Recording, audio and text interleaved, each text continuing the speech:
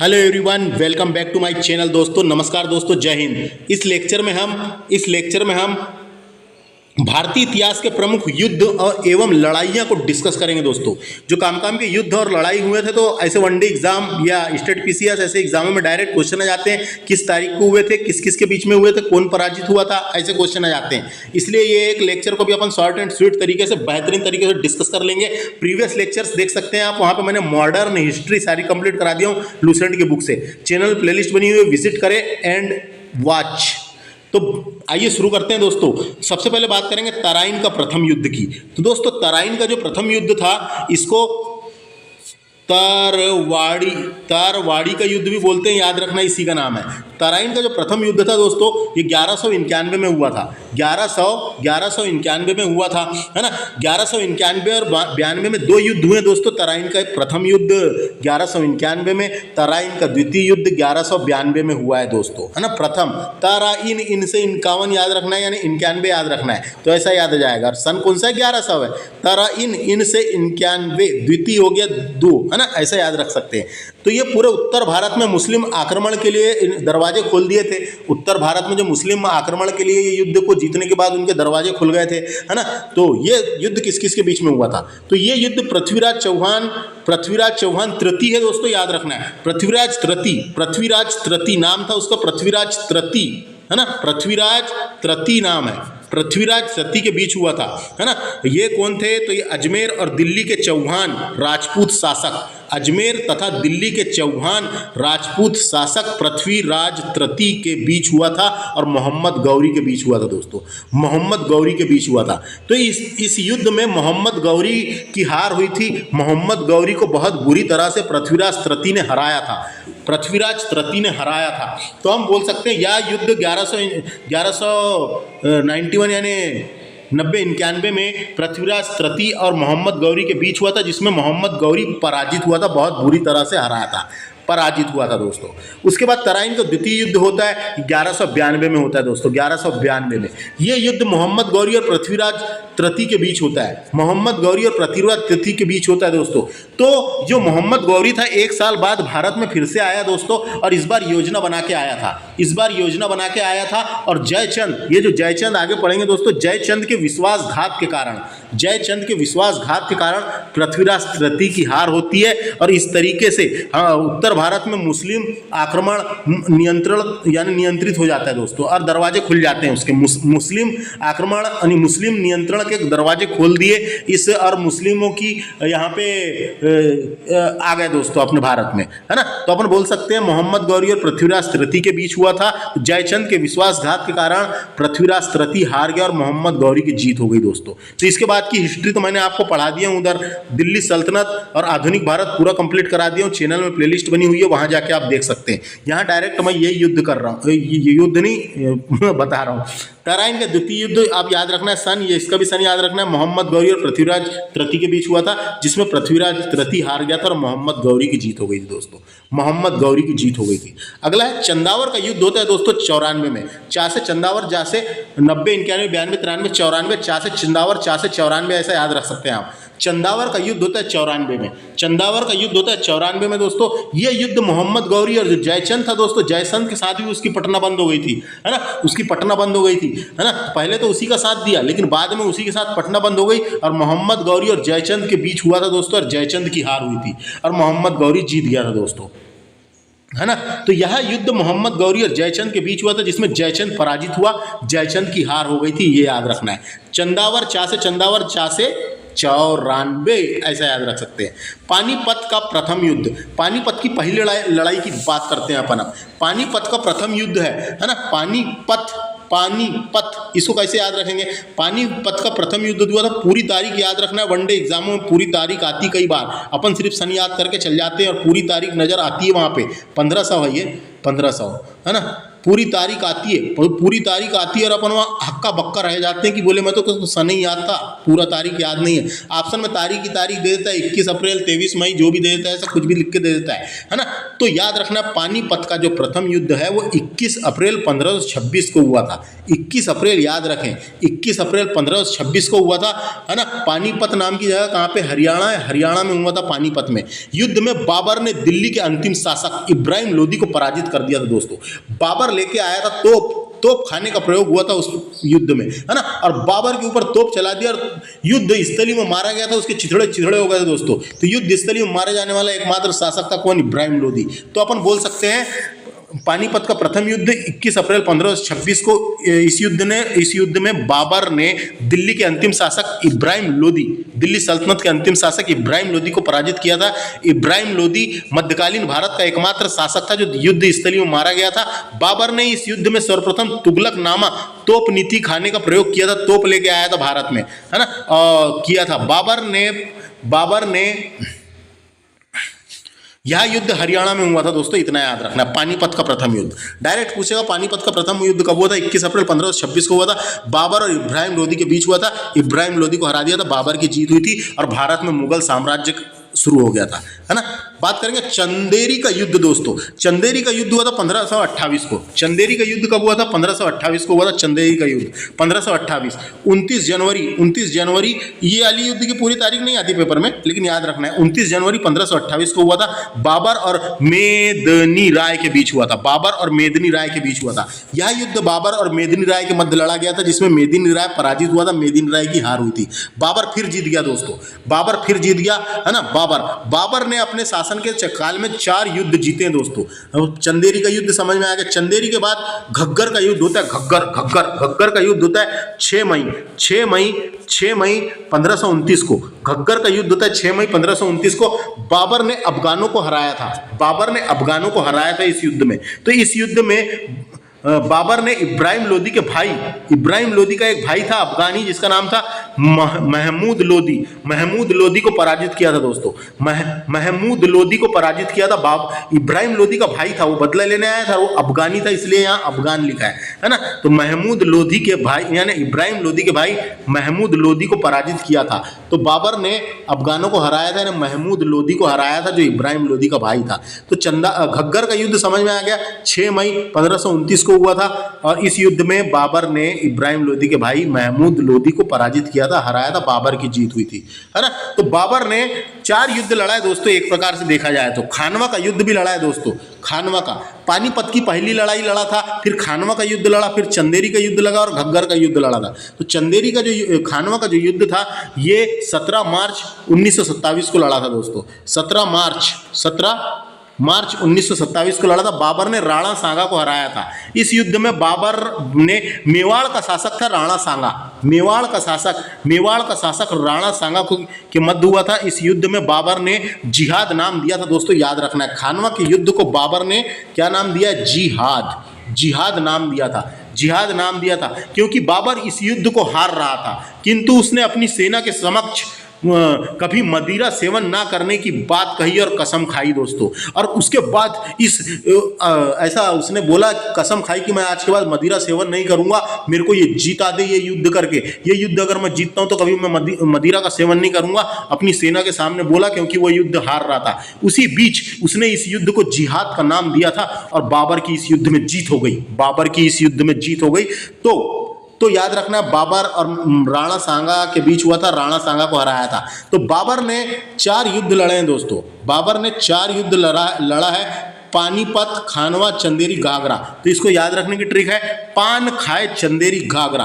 पान से पानीपत, खाए से हो गया खानवा, पान खाए चंदेरी और घाघरा, ये याद रखना है। पान खाए चंदेरी घाघरा, तो पान खाए चंदेरी घाघरा, ये मैंने ट्रिक बनाया था। पान खाए चंदेरी घाघरा अपने को चारों याद हो जाएंगे। 1526 में उसने पानीपत, 27 में हो गया क्या, खानवा, 28 में हो गया चंदेरी और 29 में हो गया घग्गर का युद्ध और 30 में तो बाबर की मृत्यु हो गई, है ना। 30 में बाबर की मृत्यु हो गई, काम खत्म हो गया। समझ में आ गया ये इतनी चीज बाबर वाला। अब बात करते हैं अपन चौसा का युद्ध दोस्तों। चौसा का युद्ध जबरदस्त युद्ध था। चौसा का युद्ध, इस युद्ध में शेर शाह सूरी ने हुमायूं को पराजित किया था। शेर शाह सूरी ने हुमायूं को कई बार युद्ध किया और कई बार दौड़ा दौड़ा के मारा दोस्तों, कई ही युद्ध हारा उसने शेर शाह सूरी से, है ना। तो चौसा का युद्ध हुआ था 1539 में, है ना, यानी 1500, तो इसकी पूरी तारीख है 25 जून 1539 में शेर शाह सूरी ने हुमायूं को हराया था। शेर शाह सूरी ने हुमायूं को हराया था, याद रखना है। सूरी वंश का शासक था, शेर शाह सूरी ने हुमायूं को हराया था। उसके बाद कन्नौज का युद्ध होता है दोस्तों, कन्नौज का युद्ध। कन्नौज के युद्ध को बिलग्राम का युद्ध भी बोलते हैं, बिलग्राम का युद्ध भी बोलते हैं, याद रखना इसी का नाम है। कन्नौज के युद्ध को बिलग्राम का युद्ध भी बोलते हैं। 17 मई 1540 में हुआ था। 17 मई 1540 में हुआ, देखो यहाँ लिखा है 1540 में हुआ था। इस युद्ध में शेर शाह सूरी ने हुमायूं को अंतिम रूप से हरा दिया था। अंतिम रूप से हराया यानी काम खत्म, बोले अब तेरा निकल ले, है ना। तो बोले बहुत बार हरा रहा हूं, तो अंतिम रूप से बिल्कुल तरीके से हरा दिया था, इसलिए बोलते हैं अंतिम रूप से हराया था। तो कन्नौज का युद्ध जो था इसे बिलग्राम का युद्ध भी कहते हैं। 17 मई 1540 को हुआ था। शेर शाह सूरी ने हुमायूं को अंतिम रूप से हराया था, याद रखना है। नेक्स्ट, पानीपत की दूसरी लड़ाई की बात करते हैं दोस्तों। पानीपत की दूसरी लड़ाई होती धमाकेदार तरीके से। पानीपत की दूसरी लड़ाई, पानीपत की दूसरी लड़ाई, इसको पानीपत का द्वितीय युद्ध भी बोलते हैं। ये हुआ था 5 नवंबर 1526, है ना। 26 नहीं, 56 है, 1556। पानीपत की दूसरी लड़ाई 5 नवंबर 1556 को हुआ था। अकबर ने हेमू को हराया था। इस युद्ध में अकबर और अंतिम हिंदू शासक हेमू, ये हिंदू शासक था हेमू, अंतिम हिंदू शासक हेमू के मध्य हुआ था। अकबर की ओर से बहरम खां, देखो अकबर खुद लड़ने थोड़ी गया था, अकबर ने तो भेजा था, सिर्फ अकबर ने बहरम खां को भेजा था। हेमू की ओर से आदिल, देखो अकबर की ओर से बहरम खां, अकबर की ओर से बहरम खां खुद थोड़ी गया था लड़ने, और हेमू की ओर से आदिल खां सूरी ने नेतृत्व किया था। हेमू की ओर से आदिल शाह सूरी ने नेतृत्व किया था दोस्तों। आदिल शाह सूरी ने नेतृत्व किया था। तो पानीपत की दूसरी लड़ाई किस किस के बीच हुआ था, अपने को तो इतना याद रखना है। नेतृत्व करता मैंने बता दिया, अकबर की ओर से बहरम खां और हेमू की ओर से आदिल शाह सूरी ने नेतृत्व किया था। लेकिन अपने को पेपर में डायरेक्ट क्वेश्चन आएगा, पानीपत की दूसरी लड़ाई कब हुई थी। तो पानीपत की दूसरी लड़ाई 5 नवंबर 1556 में हुई थी। और किस किस के बीच हुई थी, तो बोले अकबर और हेमू के बीच हुई थी। इतना बताना है और काम खत्म करना है अपने को, पेपर में आएगा। तो बात करते तालीकोटा का युद्ध दोस्तों। तालीकोटा का युद्ध इंपॉर्टेंट है, नाम से झमाझम पता चल रहा है। तालीकोटा का युद्ध, इसी का एक और नाम है बनहाटी का युद्ध। बनहाटी का युद्ध भी इसी को बोलते हैं। इसी को राक्षस तंगड़ी का युद्ध भी बोलते हैं। राक्षस तंगड़ी का युद्ध भी बोलते हैं, याद रखना इसी का नाम है दोस्तों। इसी का नाम क्या है, तालीकोटा का युद्ध इसी को बोलते हैं। इसी का नाम बनहाटी का युद्ध भी बोलते हैं। इसी को राक्षस तंगड़ी का युद्ध बोलते हैं। ये 23 जून 1565 में हुआ था। 23 जून 1565 में हुआ था। 23 जून 1565 में हुआ था। ये युद्ध विजयनगर साम्राज्य का पतन का कारण बना दोस्तों। यह युद्ध जो है बहमनी साम्राज्य और विजयनगर साम्राज्य के मध्य हुआ था। दक्षिण भारत में आपने देखे होंगे बहमनी साम्राज्य और विजयनगर साम्राज्य था, उन दोनों के मध्य हुआ था। इस युद्ध में विजयनगर साम्राज्य पराजित हुआ और इसका पतन हो गया था दोस्तों। इस युद्ध में विजयनगर साम्राज्य पराजित हुआ और उसका पतन हो गया था, काम खत्म हो गया था और बहमनी साम्राज्य जीत गया था दोस्तों। तो इसलिए इसी युद्ध से विजयनगर साम्राज्य का पतन हो गया, खेल खत्म हो गया। बहमनी साम्राज्य और विजयनगर साम्राज्य के बीच हुआ था। बहमनी साम्राज्य जीत गया था, है ना, और विजयनगर साम्राज्य का काम खत्म हो गया था, पतन हो गया था। हल्दी घाटी का युद्ध की बात कर लेते हैं पट से। हल्दी घाटी का युद्ध जो है ये 18 जून 1576 में हुआ था दोस्तों। 18 जून 1576 में हुआ था। यह युद्ध महाराणा प्रताप यानी मेवाड़ के शासक महाराणा प्रताप और अकबर के बीच हुआ था, है ना। अकबर ने महाराणा प्रताप को हराया था। तो अपन बोल सकते हैं दोस्तों कि यह युद्ध, हल्दी घाटी का युद्ध अकबर और महाराणा प्रताप के बीच हुआ था। अकबर और महाराणा प्रताप के बीच हुआ था। यह युद्ध मेवाड़ के शासक महाराणा प्रताप और अकबर के बीच हुआ था। मेवाड़,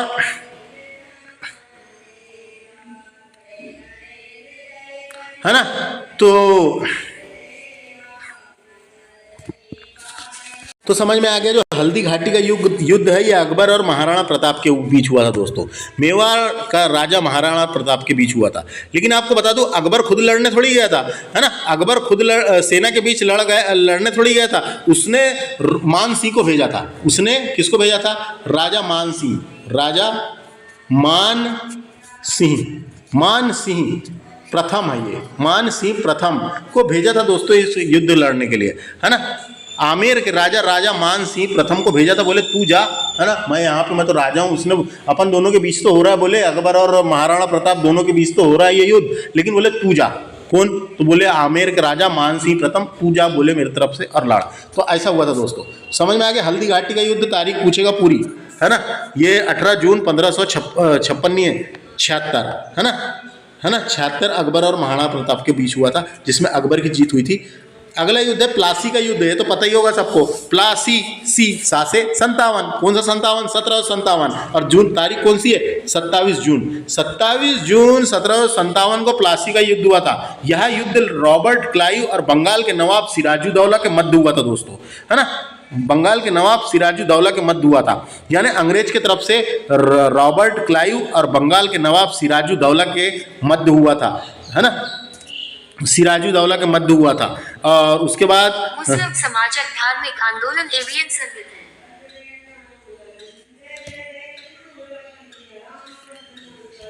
इतना याद रखना है। प्लासी का युद्ध 27 जून 1757 अंग्रेज और सिराजुद्दौला को हराया था। रॉबर्ट क्लाइव ने सिराजुद्दौला को हराया था, है? और इस युद्ध के बाद अंग्रेजों की सहन शक्ति बढ़ी थी दोस्तों, काहे कि अंग्रेज जीत गए थे, तो अंग्रेजों को लगने लगा बोले अपन जीत सकते हैं, अब धीरे धीरे, है ना, जीत सकते हैं। तो इस युद्ध के बाद अंग्रेजों की सहन शक्ति बढ़ी थी। अगला है वंडीवास का युद्ध दोस्तों। वंडीवास का युद्ध, इसको भी देख लेते हैं अपन। वंडीवास का युद्ध जो है ये 1760 में हुआ था। फ्रांसीसियों को पराजित किया गया था इसमें। किसको? फ्रांसीसियों को पराजित किया गया था। तो डायरेक्ट क्वेश्चन आता है वंडीवास का युद्ध, जिसे बैटल ऑफ वंडीवास कहा जाता है, ब्रिटिश और फ्रांसीसी सेना के बीच लड़ा गया था। ब्रिटिश और फ्रांसीसी सेना के बीच लड़ा गया था, एक निर्णायक युद्ध था, जिसमें फ्रांसीसी सेना की हार हुई थी। और ब्रिटिश ईस्ट इंडिया कंपनी और फ्रेंच ईस्ट इंडिया कंपनी के बीच हुआ था ये दोनों, है ना। फ्रांसीसी कंपनी यानी फ्रेंच ईस्ट इंडिया कंपनी, तो ब्रिटिश ईस्ट इंडिया कंपनी और फ्रेंच ईस्ट इंडिया कंपनी के बीच लड़ा गया था ये युद्ध, याद रखना है। 22 जनवरी 1760 को वंडीवास का युद्ध। अगला है पानीपत की तीसरी लड़ाई होती है दादा। तीसरी लड़ाई पानीपत का तृतीय युद्ध। ये तृतीय युद्ध जो है ये 1761 को हुआ था। 14 जनवरी की बात है। 14 जनवरी 1761 को यह युद्ध मराठों और अफगानों के बीच लड़ा गया था। दोस्तों, मराठों और अफगानों के बीच हुआ था, जिसमें मराठा पराजित हुए थे। अफगानों का नेतृत्व अफगानी शासक अहमद खां, यानी क्या नाम है उसका, अहमद शाह अब्दाली ने किया था। और मराठा पेशवा विश्वास राय था इसमें, किंतु वास्तविक नेतृत्व सदाशिव राव ने किया था। सदाशिव राव के पास था। मराठों की ओर से वास्तविक नेतृत्व सदाशिव राव के पास था। इस युद्ध का प्रत्यक्षदर्शी यानी देखने वाला काशीराज पंडित था दोस्तों, है ना। इस युद्ध को अपनी आंखों से देखने वाला एक पंडित था, जिसका नाम था काशीराज पंडित। इसने इस युद्ध को अपनी आंखों से देखा था। तो अपन बोल सकते हैं पानीपत का तृतीय लड़ाई ये कब हुई थी? तो ये हुई थी 14 जनवरी 1761 को हुई थी। अब अहमद शाह अब्दाली और मराठों के बीच लड़ी गई थी। तो मराठों की ओर से अहमद शाह अब्दाली और मराठों की ओर से पेशवा विश्वास राव था, किंतु वास्तविक नेतृत्व करता सदाशिव राव था, जिसमें मराठों की हार हुई थी और अहमद शाह अब्दाली जीत गया था, है ना। अगला बात करेंगे बक्सर का युद्ध दोस्तों। बक्सर नाम से पता चल रहा। बक्सर का युद्ध हुआ था कब? 1764 को। 1764 को होता है बक्सर का युद्ध। इसकी तारीख है 22 अक्टूबर 1764 को अंग्रेजों ने मीर कासिम को हराया था दोस्तों। तो ये बोल सकते हैं अपन, ये अंग्रेजों ने मीर कासिम को हराया था। तो सब लोग मिलकर लड़े थे दोस्तों इस युद्ध में, बक्सर के युद्ध में। बक्सर के युद्ध में सब लोग मिलकर लड़े थे। तो यह युद्ध को मुगल साम्राज्य शाह आलम द्वितीय, है ना, इस युद्ध में अंग्रेज और एक तरफ सब मिलकर लड़े थे। तो इस युद्ध में शाह आलम द्वितीय, बंगाल का नवाब मीर कासिम, बंगाल का नवाब मीर कासिम, अवध का नवाब सिराजुद्दौला ने मिलकर लड़ा था दोस्तों। अंग्रेज की ओर से इस युद्ध का नेतृत्व कैप्टन मुनरो ने किया था। कैप्टन मुनरो ने किया था। इस युद्ध में अंग्रेज विजय हुए थे, अंग्रेजों की जीत हो गई थी और अंग्रेज जो है बक्सर के युद्ध में पराजित अंग्रेज कंपनी भारतीय की वास्तविक शासक बन गई थी दोस्तों।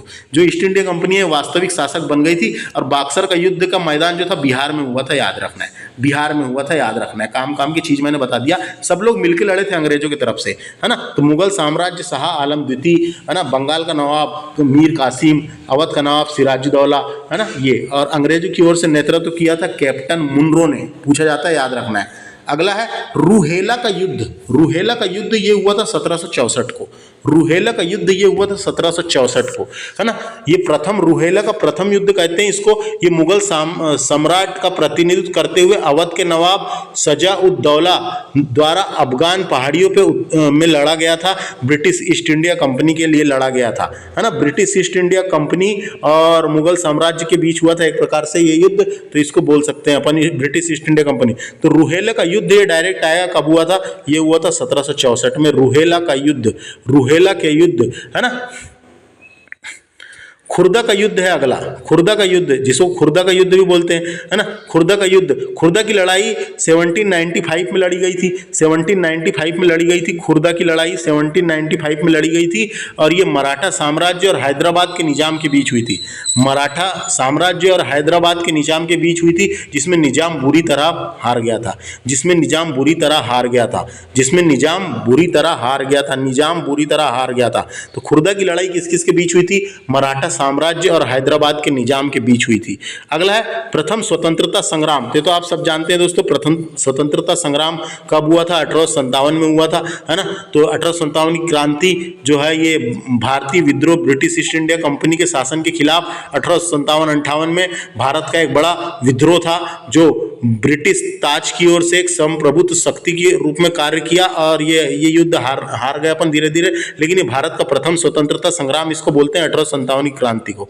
भारत चीन युद्ध कब हुआ था दोस्तों? ये